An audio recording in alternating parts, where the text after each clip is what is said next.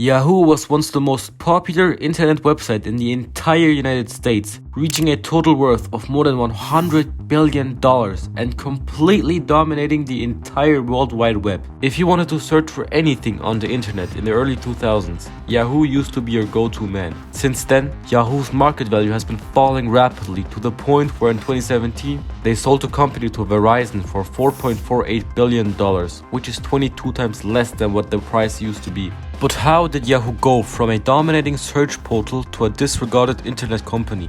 To fully understand their downfall, we need to go back to the year 1994. David Philo and Jerry Yang were two Stanford graduate students studying electrical engineering. Both were also active users of the newborn thing called the internet. Back then, the internet was just a giant mess of websites, and before the creation of any search portals whatsoever, there was no real structure. Just imagine trying to search for anything on the internet without the help of Google, Bing, Safari, or any close relatives. It was just extremely time consuming. So, these two students were looking for a single place to find useful websites, or just generally a place to navigate through the internet. After they couldn't find one, these two students decided to create their own navigation place. They launched a website where they would post their most used websites sorted alphabetically in categories like art, business, computers, and so on. They called it Jerry and David's Guide to the World Wide Web. Who would have known that this collection of websites would eventually turn into the #1 search portal at some point? After some time has passed, they changed the name to yet another hierarchically organized oracle, or short, Yahoo. Usually, companies find a name by using the initials of a sentence that describes the company. For example, Bavarian Motor Works turned into BMW, or National Basketball Association turned into NBA. But Yahoo did the opposite and found a nice word and just simply gave every single letter a meaning. At first, only them and probably a few close friends from Stanford used Yahoo. But after some time, it got more people's attention.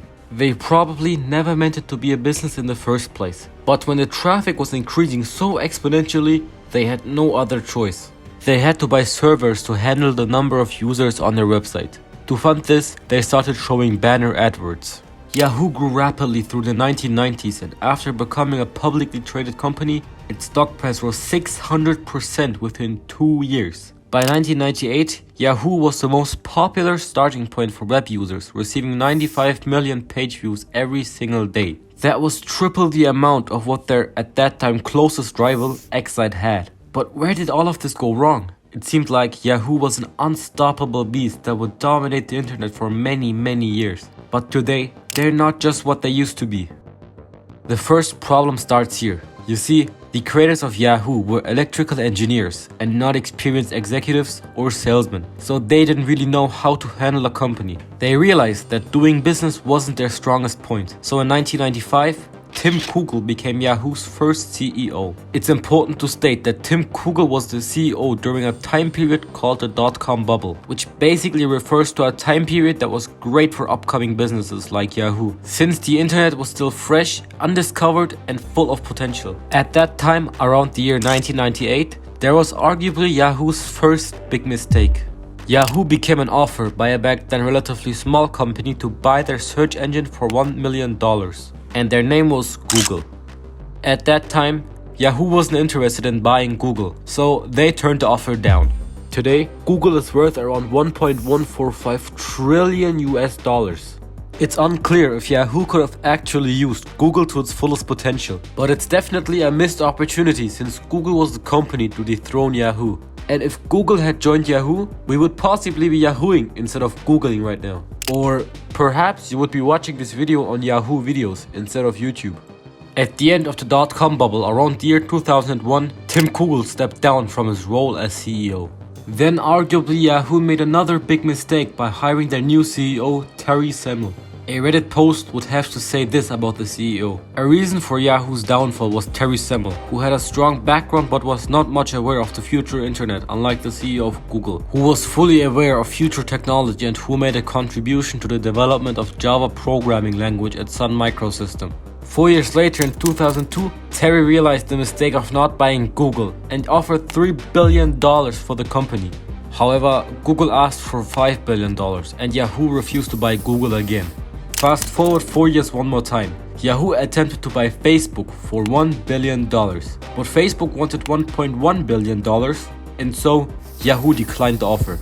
After this misdeal with Facebook, Yahoo's net worth just kept declining, and their future wasn't looking so bright. Then out of nowhere a messiah appears.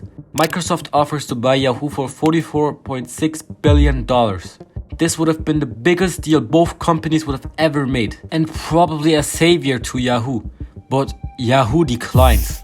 This was probably Yahoo's biggest mistake ever, since their net worth just kept falling and falling and falling. Until finally, 8 years later, Yahoo had no other choice but to sell the company to Verizon for only $4.6 billion, which is 10 times less than what Microsoft bid. But these are just timestamps in the grand scheme of their history. What led to the value of Yahoo decreasing so much in the first place? Yahoo did not only miss great opportunities, but their general business model seemed to be flawed as well.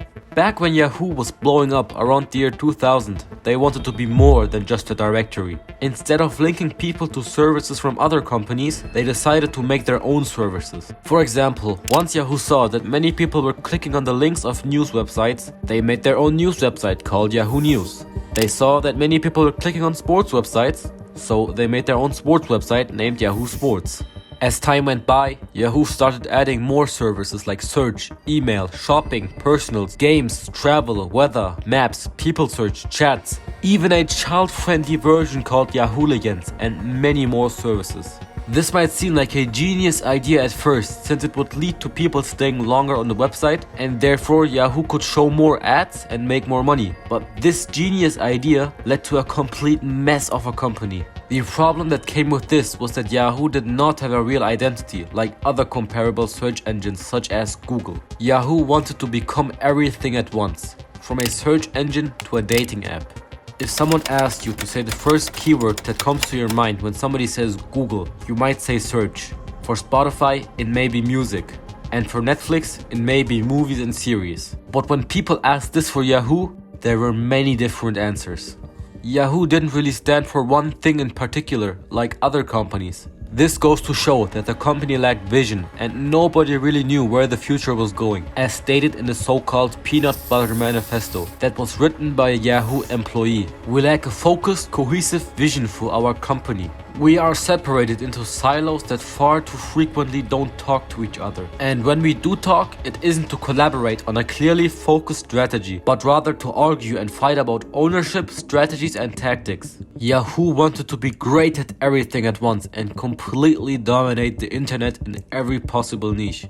But if you are focusing on too many things at once, you will just be bad or mediocre in all of them. Why would anybody use the Yahoo dating website if there are better alternatives like Tinder, who provide a much better user experience since they specialize on dating and dating only?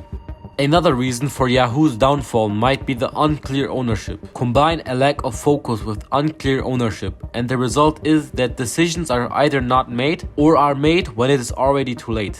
After Kugel and Semmel were the chief executives, the following CEOs didn't really stay for a long period of time. For example, Ross Levinson and Scott Thompson were in office for less than a year. That led to investors worrying if the new CEO will shift the strategy for the better or for the worse. And if the CEO switches 2 times in a single year, it would be just too risky to invest for the long term. On the other side, the company that Yahoo didn't want to buy for $1 million in 1998, also known as Google, had only 3 total CEOs compared to Yahoo's 11. This ultimately led to Yahoo falling behind, since Google had everything Yahoo had plus more, like a clear ownership and a vision for the future of the company. Also, back in the day when Google was working on search optimization using algorithms, the people working at Yahoo were still manually adding every single link that seemed relevant enough. That led to Yahoo's homepage ultimately becoming a forest of links. But when the number of websites were exponentially increasing, it was hard to keep up with it. Google, however, didn't have this problem, since their results were based on an algorithm that would sort the answers on its own without the need of a human being. That was also very beneficial for advertisers, since ads were based upon your search. For example, when you Google jobs, you will get job advertisements, or when you Google video games, you will get video game advertisements. Another great quality that comes with the usage of algorithms was that the homepage became much clearer and more user-friendly. Just compare this to this. But we still can't disregard the great things Yahoo has invented, such as the pay-per-click income method or generally the search function for the internet. Jerry Yang and David Filo can definitely be considered as pioneers of the early internet. It's also not like the company is completely dead and Yahoo isn't used by a single soul on the face of the earth. As a matter of fact, Yahoo Mail is still used by some people. But it's probably because it's very tiresome to switch emails and people just stick with Yahoo Mail. It's just that Yahoo had so much wasted potential and momentum that could have been used to grow this company big like no other. Now that you've watched this video, there is a chance that you will like my other content too. My channel will probably have great videos to offer to you in the future, so consider subscribing. Thank you for your time.